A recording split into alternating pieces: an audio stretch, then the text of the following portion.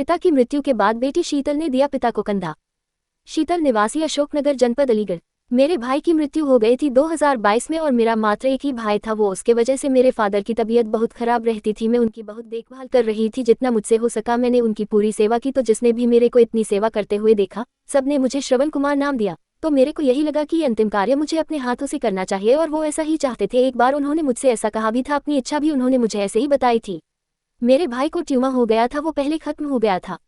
पिताजी की उम्र 72 वर्ष, बीमार हो गए थे। मैं यही कहूंगी हर लड़की के लिए कि माता पिता तो लड़कों के भी होते हैं और लड़कियों के भी होते हैं। दोनों को भरपूर जिम्मेदारी उठानी चाहिए, जितनी वो उठा सकती है। किसी काम से पीछे नहीं हटना चाहिए, अपने माता पिता की सारी इच्छाओं को पूरा करना चाहिए। ये संदेश देना चाहती हूँ मैं, हर लड़की जो है अपने फर्ज को पूरा निभाए और समाज में कभी इस तरह का डिसोल्यूशन होना नहीं चाहिए, लड़का है या लड़की है। और यहाँ पर मेरे को जितने भी मेरे सगे संबंधी हैं, जितने मेरे परिवार के लोग हैं, उन्होंने भी मुझको बहुत ज्यादा आत्मविश्वास दिया इस बात के लिए और उन्होंने मुझे बहुत तसल्ली दी, सांत्वना दी, आत्मविश्वास दिया कि मैं अपने फर्ज से पीछे ना हटूं। ऐसा ही समाज होना चाहिए जैसा कि मेरा परिवार है। अलीगढ़ से प्रधान संवाददाता वीरेश यादव की रिपोर्ट। नाम लिखिए आपका। शीतल। कहाँ रहती हैं? अशोकनगर अलीगढ़। ये आपने अपने पिताजी को कंधा दिया है, दाह संस्कार दिया है, क्या चुनौतियाँ हैं, किस तरीके का संदेश देना चाहेंगे? मेरे भाई की मृत्यु हो गई थी 2022 में और मेरा एकमात्र भाई था वो। उसके बाद से फादर की तबीयत बहुत ख़राब रहती थी और मैं उनकी बहुत देखभाल कर रही थी। जितना मुझसे हो सका मैंने उनकी पूरी सेवा की। तो जिसने भी मेरे को इतनी सेवा करते हुए देखा, सबने मुझे श्रवण कुमार नाम दिया।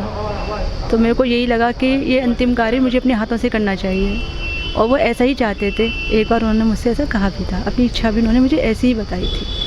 भैया आपके एक्सीडेंट में पहले खत्म हो गए? मेरे भाई को ट्यूमर हो गया था, वो पहले ख़त्म हो गया था। पिताजी की उम्र कितनी होगी? 72। बीमार रहते थे? बीमार हो गए एक थे। दीदी संदेश देने का काम चल रहा है, जहाँ की महिलाएं मरघट पे भी नहीं जाती हैं, आपने दाह संस्कार भी किया है, कंधा भी दिया आपने, किस तरीके का संदेश आप देना चाहेंगे? मैं यही कहूँगी हर लड़की के लिए कि माता पिता तो लड़कों के भी होते हैं, लड़कियों के भी होते हैं। दोनों को भरपूर जिम्मेदारी उठानी चाहिए, जितनी भी उठा सकती हैं, और किसी काम से पीछे नहीं हटना चाहिए। अपने माता पिता की सारी इच्छाओं को पूरा करना चाहिए।